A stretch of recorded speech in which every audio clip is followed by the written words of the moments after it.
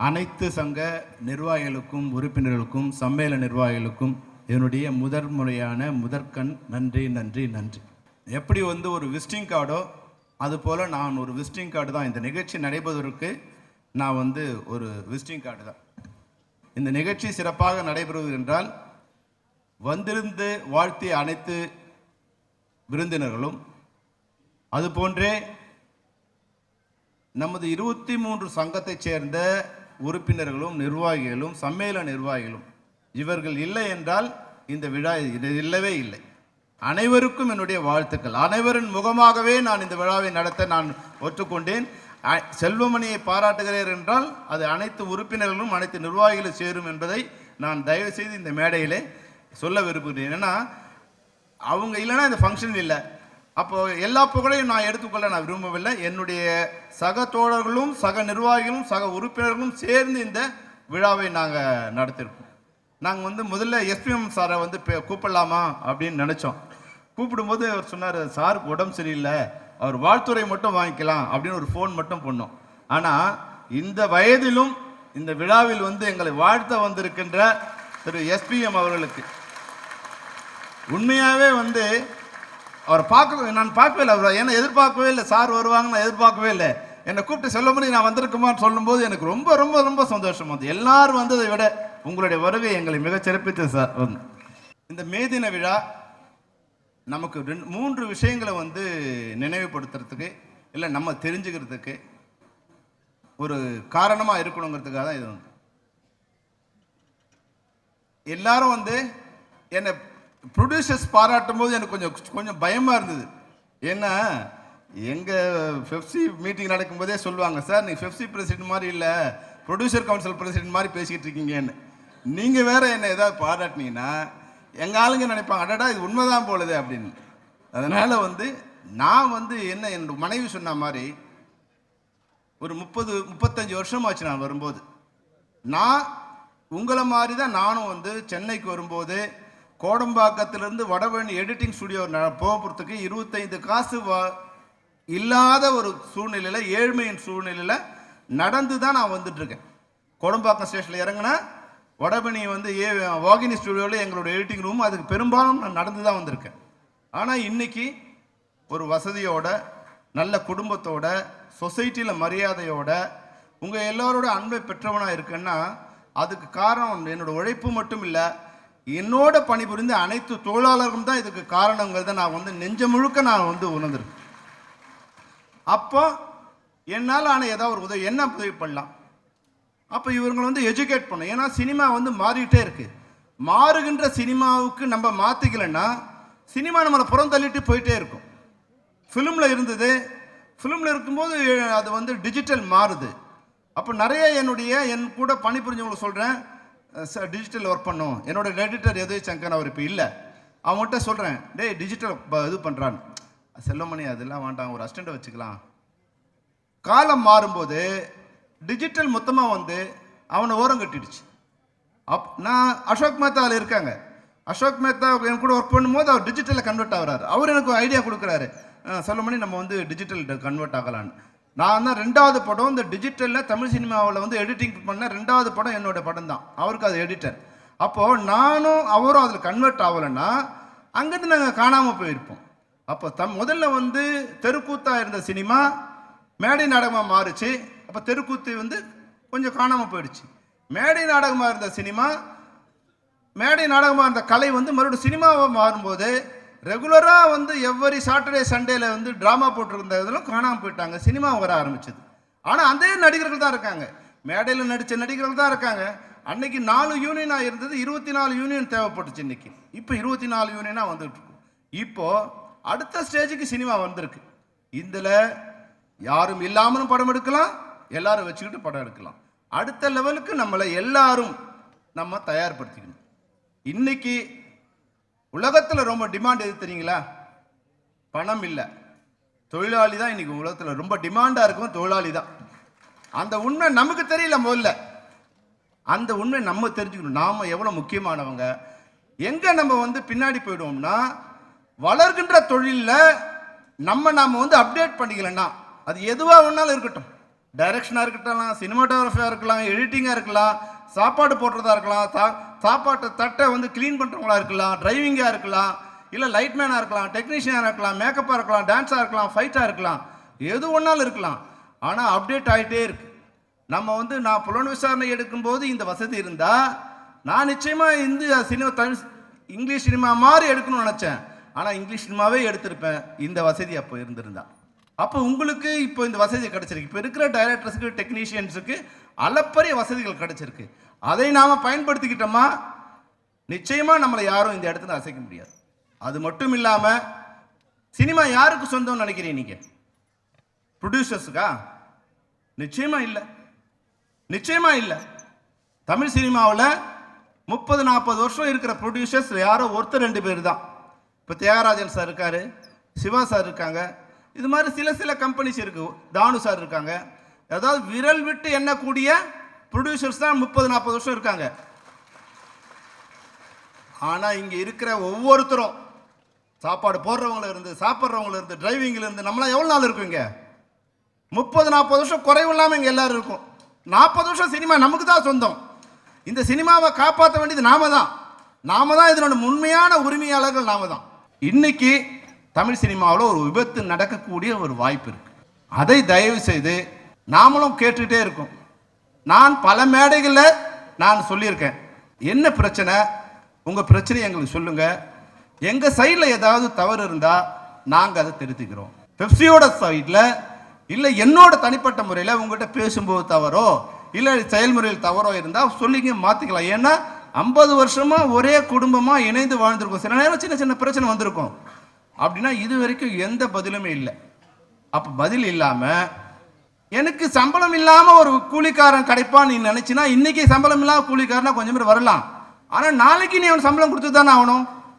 ஏற்கனவே ஆர்கனைஸ்டாக இருக்கிற ஒரு படையோட ஒரு சின்ன கருத்து வேற்றுமையும் இல்லை கருத்து வேறுபாடாக இருக்கும்போது அதை சரி செய்யாமல், அமைப்பே இல்லாமல், ஒழுங்கே இல்லாமல் ஒரு படையோடு நீ போரிட்டினா என்ன நடக்கும்? அது வந்து விபத்து தான் நடக்கும். அது நம்மளையும் கொஞ்சம் பாதிக்கும். உங்களுக்கு தெரியும், ஏற்கனவே ராதாரவி சார் சொல்லும்போது சொன்னார், ஏற்கனவே 97ல் ஒரு பிரச்சனை வந்தது. அப்போ எங்களுக்கும் பெப்சிக்குமே பிரச்சனை வந்தது. நான் பெப்சி பேசும்போது சொன்னேன், ஐயோ நீ கூட பெப்சி எழுத்து தானே நின்னான். ஆமாம் சார், அன்னைக்கு பிரச்சனைன்னு ஒன்று வந்தது. அந்த பிரச்சனை வரும்போது அதை பேசி தீர்க்க ட்ரை பண்ண முடியல. அப்போ சண்டை வந்தது. சண்டைக்கு அப்புறம் சமாதானமாய் பேச்சுவார்த்தையை சேர்த்து எல்லாரும் ஒன்று சேர்த்து ஒரே குடும்பமாய் இன்றைக்கி வந்து 30 வருஷமாக நாங்கள் ஒரே குடும்பமாக ட்ராவல் பண்ணிட்டு இருக்கோம். இப்போ வரும்போது என்ன பிரச்சனை, நமக்குள்ளே என்ன பிரச்சனைன்னு சொன்னால் தானே தீர்க்க முடியும். நான் பெப்சி பிரசிடண்டாக வரும்போது இப்போ என் மேலே வந்து நிறைய பேர் நீங்கள் சொன்னீங்க, என் மேலே கொஞ்சம் பேருக்கு வருத்தம் கூட இருக்கும். சம்மேளனத்தில் இருக்கிற சங்கங்களில் சிலருக்கு என் மேலே வருத்தம் கூட இருக்கும். என்ன இது மாதிரி அமைதியாக இருக்காங்களே, எந்த எதிர்ப்பும் இல்லாமல் இருக்காங்களே. என்னுடைய எக்ஸ்பீரியன்ஸில் 97ல் இது மாதிரி ஒரு பெரிய சண்டை நடக்கும். நான் கூட அதில் ஒரு பார்ட்டியாக இருக்கேன். பார்ட்டியாக வரும்போது சின்ன வந்து ஒரு மாதம் அப்படியே நடந்துகிட்டே இருக்குது. அப்போ அரசாங்கம் தலையெடுத்து முடியல வருது. அப்போ வந்து 2ஆக பிரிகிற சூழ்நிலை வரும்போது இப்போது ரஜினி சார், கமல் சார் இவங்கெல்லாம் வந்து பாலச்சந்தர் சார்கிட்ட பேசி, சார் என்ன பிரச்சனை, ஏன் சார் வந்து ஒரு அமைதியின்மை இருக்க ஏன்? அப்போ வந்து பாலச்சந்தர் சார் ஒரு கண்டிஷன் சொன்னார். என்னென்னா, பெப்சியோட தலைமை வந்து மன்னிப்பு கேட்கணும், எங்களை அவமானப்படுத்திட்டாங்க, எங்களை மன்னிப்பு கேட்கணும், அப்படின்னா பிரச்சனை முடிஞ்சிடுச்சு அப்படின்னு சொல்லி. சரி ஓகேன்னு அதுக்காக இப்போ ஃபில்ம் இன்ஸ்டியூட்டில் இப்போ டைடல் பார்க்குற இடத்துல அப்போ வந்து காட்டேஜஸ் இருந்தது. ஃபிலிம் இன்ஸ்டியூட் சார்பாக காட்டேஜ், ஃபிலிம் நகர் சார்பாக காட்டேஜ் இருந்தது. அதில் வந்து ஒரு பேச்சுவார்த்தைக்கு தயார் பண்ணி சம்மேளனத்தின் சார்பில் பெப்சி விஜயன், அதனோட நிர்வாகிகள் அவங்களாம் வந்திருந்தாங்க, ஒரு 5 பேர். நடுநிலைமை வகிக்கிற கமல் சார், ரஜினி, சத்யராஜ், பிரபு, கார்த்திக், இவங்க 5 பேரை வந்து எங்களுக்கு ஒன்று சேர்க்குற ஒரு இதுவாக எங்கள் சைடில் வந்து பாலச்சந்தர் சார், பாரதி ராஜா, நான், வி சேகர், பாலு மகேந்திரா, யார்கண்ணன், இவங்க பேச்சுவார்த்தை நடந்துட்டு எல்லாம் பேசி முடியும் போது எல்லாம் ஒரு சுமூகமான நிலைக்கு வந்தது. வரும்போது ஒரே ஒரு வந்து பாலச்சந்தர் சொன்னார், சார் எல்லாம் சுமூகமாகிடுச்சு, விஜயன் வந்து ஒரு சாரி சொன்னால் ஓகே சார். உடனே விஜயன் சார் வந்து ரொம்ப ரிவோல்ட் ஆகிட்டார். நோ நான் சொல்லல, ஓகே சார், நான் சொன்னால் மெம்பர்ஸ்லாம் தீ குளிச்சுடுவாங்க அப்படின்னு. அங்கே அப்படியே பிரேக் ஆகிடுச்சு. உடனே ரஜினி சார் சொல்லிட்டார், நோ, அவர் ரஜினி சார் கோவம் வந்துடுச்சு. அப்படியா, ஓகே, நீங்கள் இனிமேல் நாங்கள் ஒன்றும் பண்ண முடியாது பாரதி, நீங்கள் உங்களால் முடிச்சு அப்படின்னு அது பிரேக் ஆகிடுச்சு. இது ஒரு சம்பவம். அடுத்த ஒரு சம்பவம் நடக்கும்போது நாங்களும் நடத்துகிறோம். இப்போ அது போல் ஆண்டாள் தேட்டரில் நடந்து அதுக்கு முதல் நாள் ஒரு மீட்டிங் நடக்குது. சரி வந்து ரொம்ப சிரமமாக இருக்குது, ஒரே நம்மளே டைரக்ஷன் பண்ண வந்தோமா, நம்ம யூனியன் நடத்த வந்தோமா, அப்போ எல்லோரும் சேர்ந்துடலாம். அப்போ எல்லோரும் வந்து உட்காந்து பேசி ஆண்டாள் தேட்டரில் பேச்சு இதெல்லாம் சேர்ந்து மறுநாள் வந்து ஒரு காம்ப்ரமைஸ் பண்ணி சேர்த்துடலாம் அப்படின்னு வரும்போது, அப்போ வந்து சமாதான பேச்சுவார்த்தைகள் கொஞ்சம் பேர் இப்போ ஜீடோ ரத்னம் தலைமையில் கொஞ்சம் பேர் வந்தாங்க. வரும்போது அந்த அவங்களோட இருந்த மெம்பர் இங்கே கொஞ்சம் பேர் இருக்கு, அவங்களோட அடித்தடி ஆகிட்டு மொத்த பெரிய ரணகலம் ஆயிடுச்சு. பாலச்சந்தர் சார்லாம் ஓடி வந்து பாத்ரூமில் இருக்க மாதிரி ஆயிடுச்சு. அப்போ தான் ராதாரவி சார் அப்போ அன்றைக்கி வந்து நின்று எல்லாரையும் வந்து சேவ் பண்ண முடிச்சு. அப்போ என்ன ஆயிடுச்சு, மறுநாள் வந்து பார்த்தீங்கன்னா அது வரைக்கும் 10 பேர் 20 பேர் இருந்த டைரக்டர்ஸ் மறுநாள் வந்து 300 பேர் 400 பேர் வந்து இறங்கிட்டாங்க. இனிமேல் நோ மோர் காம்ப்ரமைஸ். இது ரெண்டும் வந்து என்னோட எக்ஸ்பீரியன்ஸ்லாம் நான் நேரடியாக சந்திச்சு. அப்போது அந்த தவறை நம்ம பண்ணக்கூடாது. அன்னைக்கு வயலன்ஸ் இல்லாமல் இருந்தால் சாதாரணமாக போயிருக்கும், ஜாயின் பண்ண 2 வருஷம் எல்லாரும் சிரமப்பட்டு இந்த சைடில் சிரமம் அந்த சைடில் சிரமம், அப்போ வந்து இது இல்லாமல் போயிருக்கும் அப்படின்னு. அப்போ ஒன்று நான் தப்பு பண்ணேனா, சாரி சார், என்ன தப்பு, சாரி, நான் ரெடி. ஏன்னா நான் இல்லை, என் பின்னாடி 25,000 தொழிலாளர் இருக்காங்க. இந்த 25,000 தொழிலாளர் வாழ்க்கை பெருசா என் ஈகோ பெருசான்னா, என்னை பொறுத்த வரைக்கும் அவங்களோட வாழ்க்கை தான் எனக்கு பெருசு. அதனால நான் தப்பு பண்ணியிருந்தா சாரி சார், ஓகே, இந்த பிரச்சனை முடிஞ்சிடும். நெக்ஸ்ட்டு நம்ம மெம்பர்ஸ் வந்து சார் அங்கே ஷூட்டிங் நடக்குது, இவங்கெல்லாம் பண்ணுறாங்க, அங்கே ஆரம்பிச்சிட்டாங்க, நம்ம போகணும். நம்ம போகலாம். நம்ம போகும்போது நம்மளோட வர்றவங்க யாராவது அன்னைக்கு ஆண்டாள் தேட்டரில் நடந்த மாதிரி யாராவது அடித்தாங்கன்னா, இல்லை தகராறு நடந்துச்சுன்னா, அது ஒரு வன்முறையை தூண்டி மறுபடியும் ஒரு பெரிய பிளவு ஏற்பட்டு அது மறுபடியும் ரணகலம் ஆகக்கூடாது அப்படிங்கிறதுக்காக அவங்க எல்லாரையும் பொறுமை காத்து வேண்டாம் வேண்டாம் அது சரியாகாது, நம்ம பேசி முடிச்சுக்கலாம் அப்படின்னு வந்து எல்லாரையும் சொல்லி காம்ப்ரமைஸ் பண்ணி வந்துடும். இப்போ நான் சகோதரர் விஷால் ஒரு பொறுப்பான பதவியில் இருக்கார். இப்போ நீங்கள் ஒரு நடுநிலைமையான இடத்துல இருக்கீங்க, எங்கள் 2 பேருக்கும் தகராறு. இது ஒரு இண்டஸ்ட்ரி, எஃப்சிக்கும் ப்ரொடியூசர் கவுன்சிலுக்கும் ஒரு பிரச்சனை நடந்துட்டுருக்கு. நீங்கள் தான் இந்த உண்மையான எஜமானர், நீங்கள் தான். இப்போ ராஜா சொன்னாங்க, இன்னைக்கு ஒரு படம் வெற்றி அடைந்தா 80% பணமும் புகழும் உங்களை தான் வந்து சேரும். அது இன்னொரு 10% டைரக்டர் கேமராமேன் அவங்கெல்லாம், ஒரு 10% தான் தொழிலாளருக்கு வந்து சேரும். அப்போ உண்மையான எஜமானர்கள் யாருன்னா நடிகர்கள், நீங்கள் தான். அப்போ நாங்கள் இங்கே அடிச்சுட்டு நிற்கிறோம், எதுவுமே நடக்காத மாதிரி நீங்கள் வேடிக்கை பார்த்துட்டீங்கன்னா என்ன அர்த்தம்? எல்லா நடிகர் சங்கத்தையும் சொல்கிறேன், ரஜினி சாரையும் கேட்குறேன், கமல் சாரையும் கேட்குறேன், விஜய் சாரையும் கேட்குறேன், அஜித் சாரையும் கேட்குறேன், நான் எல்லாரையுமே கேட்குறேன். இப்போ ஒரு குடும்பம் இருக்கு, என்ன உங்க பிரச்சனை இருக்கு? செல்வமணி நீ பண்ண தப்புன்னு சொல்லுங்க, இல்ல முரளி சார் நீங்க பண்ண தப்புன்னு சொல்லுங்க. நாங்க இங்க அடிச்சுட்டே இருந்தோமா, ஏதோ பண்ணீங்க, நாங்க மட்டும் எங்க வேலையை பார்க்கணும்னு நினைக்கிறீங்களா? அது சரியா இருக்குமா? அது வந்து தயவு செய்து, ஏன்னா இன்னொரு அமைப்பு உருவாகி அவங்க ரெடி ஆனாங்கன்னா எங்களை ரோட்ல விட்ட மாதிரி அன்னைக்கு இதே 3000 தொழிலாளர்களை 97 ரோட்ல விட்ட சூட்டம் வந்தது. அன்னைக்கு எங்க கூட ஒரு 200 டைரக்டர்ஸ் கூட இருந்தாங்க. கூட இருந்ததால அந்த 3000 பேரை ஒரு யூனியன்ல நாங்க வந்து பேசி காம்ப்ரமைஸ் பண்ணி கன்வின்ஸ் பண்ணி அவங்கள வந்து மறுபடியும் கொண்டு வந்து சேர்த்தோம். இன்னைக்கு எந்த டைரக்டரும் கூட இருக்காங்க? யார் இருக்காங்க கூட? அன்னைக்கு வந்து ஒரு தொழிலாளர் பிரிவுக்குள்ள ஒரு மோதல் வந்தது. அன்னைக்கு வந்து டைரக்டர்ஸ் யூனியன், கேமராமேன் யூனியன், இவங்கெல்லாம் வந்து ஒரு அணியா இருந்து செயல்பட்டாங்க. இப்ப 23 ஒர்க் பண்ற யூனியன்ல இருக்கிற யார் இதை எதிர்த்து போராடுறாங்க? எந்த சங்கம் இங்க வெளியே நிக்குது? நீங்க ஊர் பேர் தெரியாதவங்களாம் விஸ்காம் படிச்சா ரோட்ல நின்னா யாரெல்லாம் இங்க இருக்கிறவங்களாம் கூப்பிட்டு நீங்க தலைமையா இருக்கவா? இது உன்னோட வேலையா? தயாரிப்பாளர் சங்கம் அவர்களுடைய சங்கத்தை ஒழுங்கா நடத்தி இருந்தாங்கன்னா இந்த பிரச்சனை ஏன் வருது? இனி வந்து எங்க சங்கத்தை நடத்த வர, உங்க வீட்டை நீ ஒழுங்கா பண்ணியிருந்தீங்கன்னா எங்க குடும்பத்தில் ஏன் இந்த பிரச்சனை வருது? எங்க குடும்பத்தை வந்து நீங்க பிரிஞ்சிருக்கீங்க. தயாரிப்பாளர்கள் ஒன்றிணைத்து இருந்தா இந்த இண்டஸ்ட்ரி அவங்க கண்ட்ரோல் இருக்கும். அவங்க பிரிஞ்சு இருக்கிறதால நாங்க ஒன்னா இருக்கிறத பார்த்து உங்களுக்கு கோபம் வருது. அப்ப எங்களை பிரிக்க நினைக்கிறீங்க. இது சரியா நீங்க சொல்லுங்க, எங்க தவறு என்ன இருக்குன்னு சொல்லுங்க. ஆனா ஒரு கட்டம் வரைக்கும் தான் இதெல்லாம் பொறுத்துக்க முடியும். வாழ்க்கைக்கும் வயிற்றுக்கும் பிரச்சனை வருதுன்னா அங்க சட்டமும் செல்லாது, நீதியும் செல்லாது, பசிதான் ஜெயிக்கும். அது ஒரு அளவு வரைக்கும் தான். நாங்க எத்தனை தடவை சொல்றது, நாங்க எங்க என்ன தப்புன்னா இன்னைக்கு எங்க மேல கேஸ், நாங்க அங்க அடிச்சாங்கன்னு என்ன ஒரு பொய்யான தகவலோட ஒரு நீதிமன்றத்துக்கு போறீங்க. இதெல்லாம் சரியா? தயாரிப்பாளர் சங்கத்துல நிர்வாகிகளை கேட்கிறோம், இது சரியா? யார் அடிச்சாங்க?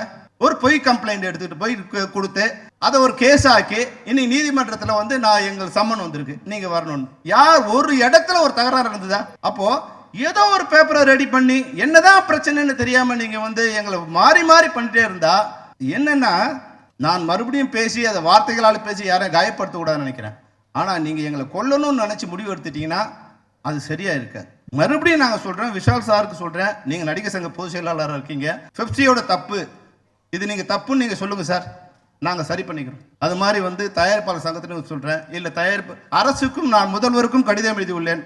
முதல்வர் வந்து இந்த 30ஆம் தேதி வரைக்கும் அசம்பிளி செஷன் இருக்குது, முடிஞ்சவரை கூப்பிட்டு பேசணும்னு சொல்லியிருக்காங்க. முதல்வருக்கும் கொடுத்துருக்கோம், லெட்டர் கொடுத்துருக்கோம், டெப்டி சிஎம்க்கும் லெட்டர் கொடுத்துருக்கோம், லேபர் மினிஸ்டருக்கும் லெட்டர் கொடுத்துருக்கோம், நம்மளுடைய ஐஎன்பி மினிஸ்டருக்கும் லெட்டர் கொடுத்துருக்கோம். இங்கே என்ன பிரச்சனை இருக்குது, இந்த பிரச்சனையை தீர்த்து சுமூகமாக வைங்க.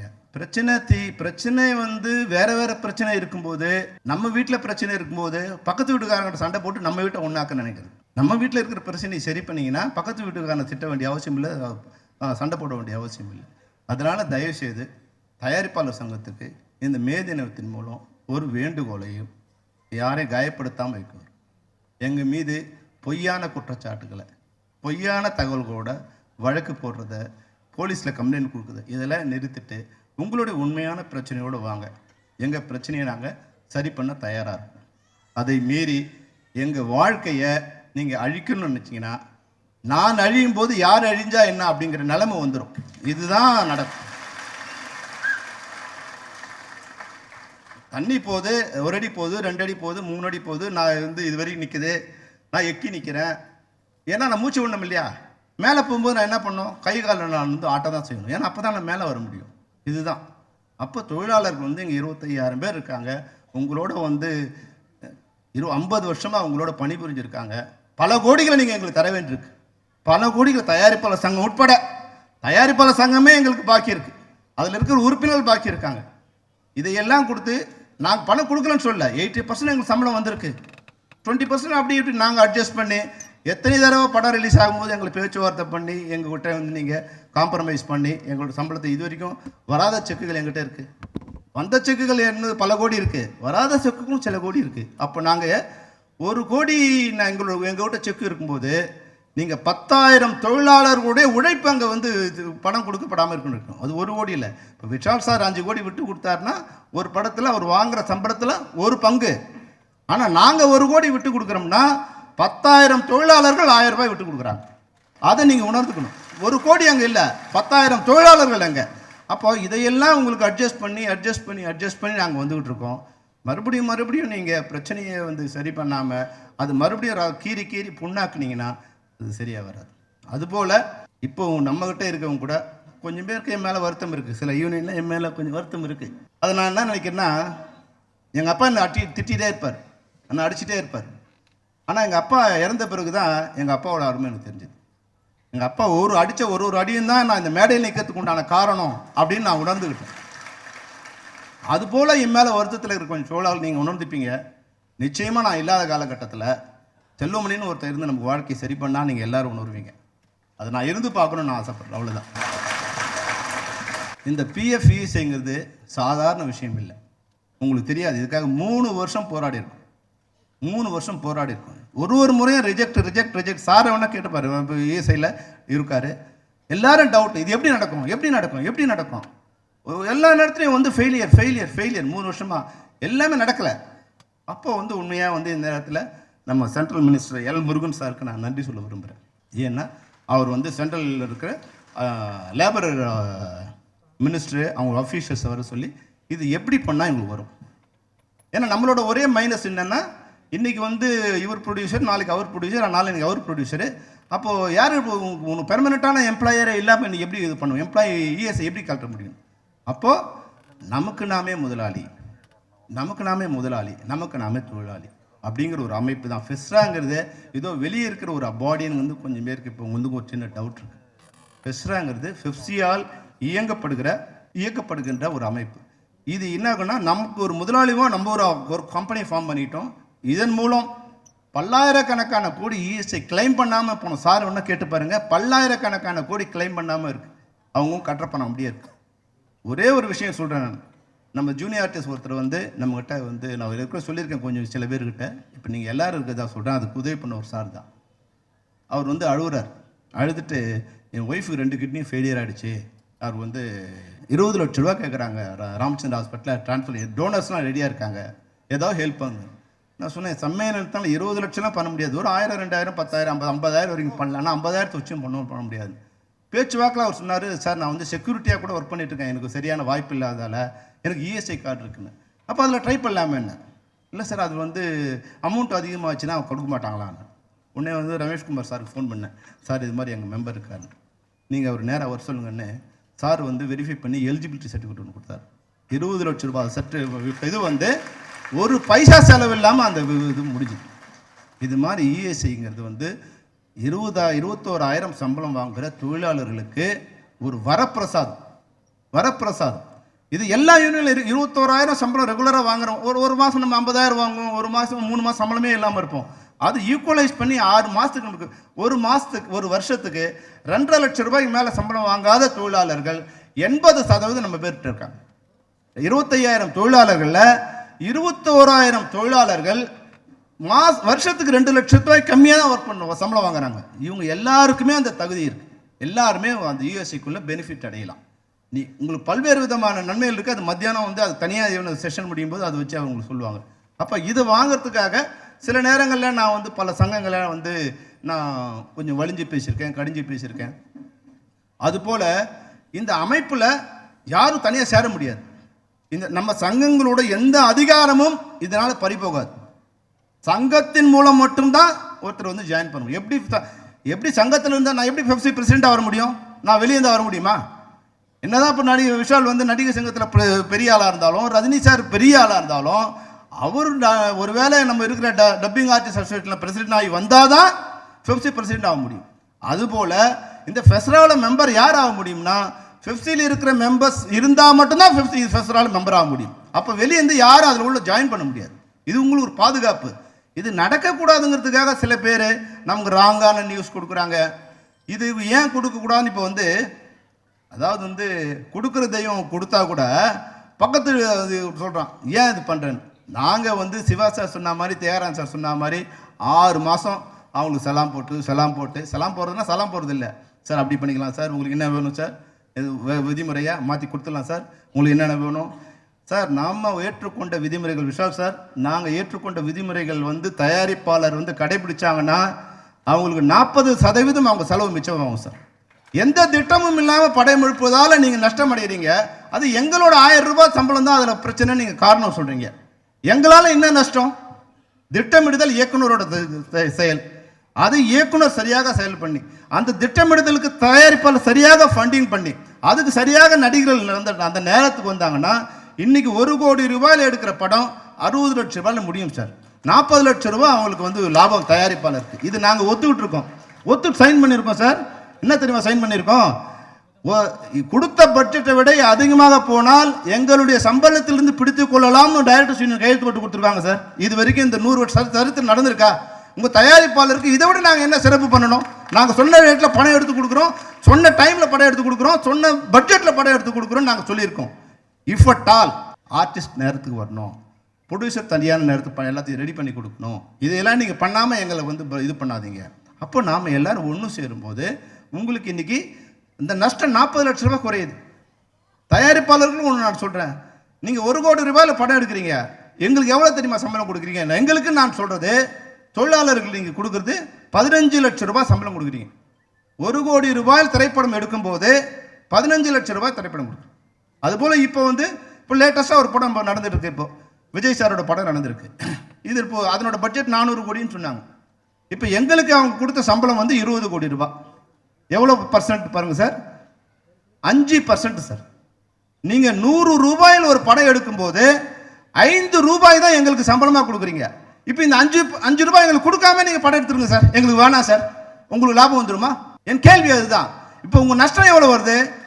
100 ரூபாய் நஷ்டம் வருது உங்களுக்கு. பல படங்களுக்கு 100 ரூபாய் நஷ்டம். எங்களால் நஷ்டமா? சரியான திட்டமிடுதல் இல்லாமலும், சரியான மார்க்கெட் பண்ண முடியாததாலும், சரியான ஒற்றுமை இல்லாததாலும் நம்ம படத்தை எல்லாம் ஃப்ரீயாக இன்னைக்கு கொடுக்குறீங்க ஓடிடிக்கு. ஏன் அது சரி பண்ணி முறைப்படுத்தி கொடுக்க முடியல? நம்ம படம் ரிலீஸ் ஆகும்போது சரியான நேரத்தில் ரிலீஸ் ஆகுதா? சரியான திரையரங்கு ரிலீஸ் ஆகுதா? இன்னைக்கு 1 கோடி பேர் நம்ம படத்தை பார்க்குறாங்க.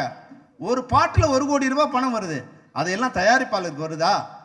அப்போ இதையெல்லாம் சரி பண்ணி தயாரிப்பாளர்களை நீங்களும் காப்பாற்றினீங்கன்னா, நடிகர்கள் தான் நான் சொன்னேன் 80% உங்களோட பொறுப்பு தான். ஏன்னா லாபத்தில் 80% நீங்கள் தான் வாங்கிக் கொள்கின்றீர்கள். உங்களுக்கு 80% உங்களுக்கு தான் பொறுப்பு இருக்கு. எங்க பொறுப்பு இல்லை, வந்தோம் மேக்கப் போட்டோம் நடிச்சோன்னு மட்டும் போயிடாதீங்க. நடிகர் சங்கமா நான் சொல்லல, நடிகராக கூட உங்களுக்கு அந்த பொறுப்பு இருக்கு. அதனால தயவு செய்து அந்த எல்லாரும் ஆன் டைம்ல வர்றது, சொன்ன பட்ஜெட்ல வந்து சொல்றது, சொன்ன தேதியை மாத்தாம எல்லாரும் டேட் கொடுக்குது, இயக்குனர் உட்பட, தயாரிப்பாளர் சாரி நடிகர் உட்பட எல்லாரும் உட்பட அந்த டைம் வந்து பங்க்சுவாலிட்டி நடந்ததுன்னா 40% நஷ்டம் தயாரிப்பாளர் குறையும். அப்போ இங்க வர தயாரிப்பாளர்லாம் எப்படி வராங்கன்னா, வெளியேந்து 100 பேரை நாங்கள் கூட்டு வரோம். டெய்லி ஒரு தயாரிப்பாளரை, ஒரு மேனேஜரோ, ஒரு அசிஸ்டன்ட் டைரக்டரோ சரி பண்ணி கூட்டு வரான். அவன் அடுத்த வருஷம் செத்து போறான், மறுபடியும் இன்னொரு தயாரிப்பாளர் கூட்டு வரான். ஒரு வருஷமும் 200 தயாரிப்பாளர்கள் காணாம போகிறார்கள். புதுசா ஒரு 200 தயாரிப்பாளர் அவங்க தான் வாழ வச்சுக்கிட்டு இருக்காங்க. அப்போ நிலையா இந்த தயாரிப்பாளர் வாழ வைப்பதற்கு பெப்சி ஏதாவது ஒரு தடையா இருந்தா அந்த தடையை நாங்கள் 100% கலைந்து கொடுக்கிறோம் சொல்றோம். எங்களால் ஒரு பிரச்சனை இல்லாம, எங்களால் நஷ்டமா, எங்களால் காலதாமதமா, எங்களால் ஏதாவது குறையா, அனைத்து தொழிலாளர்கள் சார்பாக நான் வந்து உங்களுக்கு ஒரு உறுதியை கொடுக்குறேன். அந்த எல்லா விஷாலுக்கு மட்டும் இல்லை சார், தியாகராஜன் சாருக்கு, சிவா சாருக்கு, எல்லாருக்கும் நான் சொல்றது என்னன்னா, இந்த உறுதியை சொல்றது என்னன்னா, எங்கள் தயாரிப்பில் இருக்கிற தொழிலாளர்களோ தொழில்நுட்ப கலைஞர்களோ இவர்களால் பிரச்சனை இருக்கு அப்படின்னா நாங்கள் அதை சரி செய்து தருகிறோம். எங்கள் மீது குறை சொல்லாதீர்கள், எங்கள் வாழ்வை அழிக்காதீர்கள்.